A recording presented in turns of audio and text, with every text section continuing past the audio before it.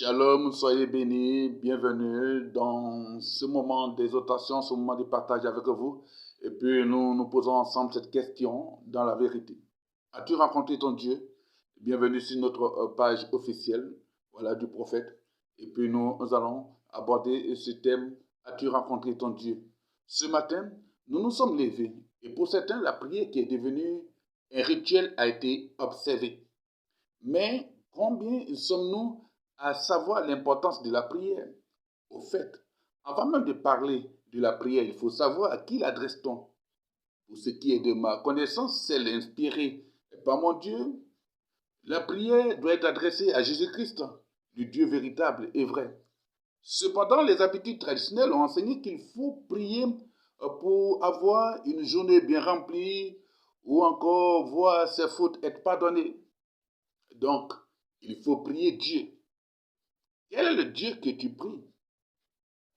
J'en connais qui me répondront qu'il y a un seul Dieu. Et c'est bien dit. Mais parlons-nous du même Dieu, D, grand D, D majuscule, I-E-U. Sans savoir votre réponse, je crois que vous êtes en train de donner votre réponse actuellement. Mais sachez aussi que Satan se fait appeler Dieu, mais avec petit D, D-I-E-U. Voilà, que moi je mettrai entre griffes. À travers ces esprits, donc Satan se fait appeler Dieu à travers ces esprits qui sont les anges déchus, les anges qui ont été précipités, jetés du ciel sur la terre.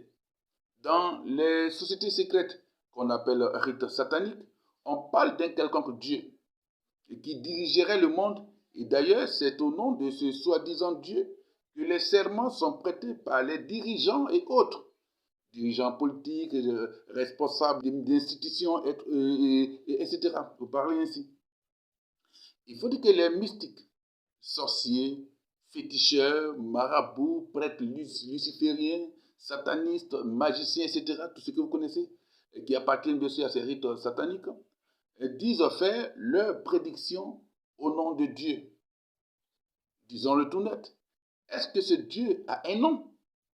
Et si oui, alors quel est son nom? Mon Dieu que je connais et qui est le créateur du monde et de tout ce qui y vit est Jésus-Christ. En Genèse chapitre 1, verset 1, il annonçait déjà son identité, on peut le voir. La Bible, qui est la véritable parole de Dieu, nous révèle dans le livre d'Exode chapitre 3, à partir du verset 13 au verset 15, et c'est bien dit, vous pouvez parcourir ce passage, Exode chapitre 3, à partir du verset 13 au verset 15, que notre Dieu a bel et bien un nom.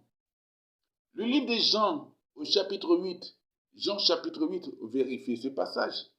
Jean chapitre 8 nous donne des précisions sur l'identité révélée de notre Dieu. Les versets 23, les versets 24, 25, 26, 27, 28 nous disent clairement que le Dieu que nous devons rencontrer s'appelle Jésus-Christ. Et on voit même dans Jean chapitre 8, versets 54, 55, 56, 57, 58. Donc on verrait bien sûr qu'il dit qu'il est, il dit je suis. Je suis qu'on retrouve en Exode, chapitre 3, on retrouve je suis, bien sûr, en Jean chapitre 8. Donc, la question, l'as-tu rencontré réellement dans ton cœur et non au bout de tes lèvres? Si tu l'as rencontré, puis-je me permettre de te poser cette question? As-tu rencontré ton Dieu? Sois franc ou franche avec toi. Es-tu sûr que tu as Jésus-Christ comme Dieu? Le monde a besoin de lui. C'est pour cette raison que je suis en mission pour Jésus-Christ. Shalom. Dieu vous bénisse. Merci d'avoir suivi cette exhortation ou ce questionnement avec nous. Et puis, demeurez toujours attachés à notre chaîne. Que Dieu vous bénisse. Shalom. Au revoir.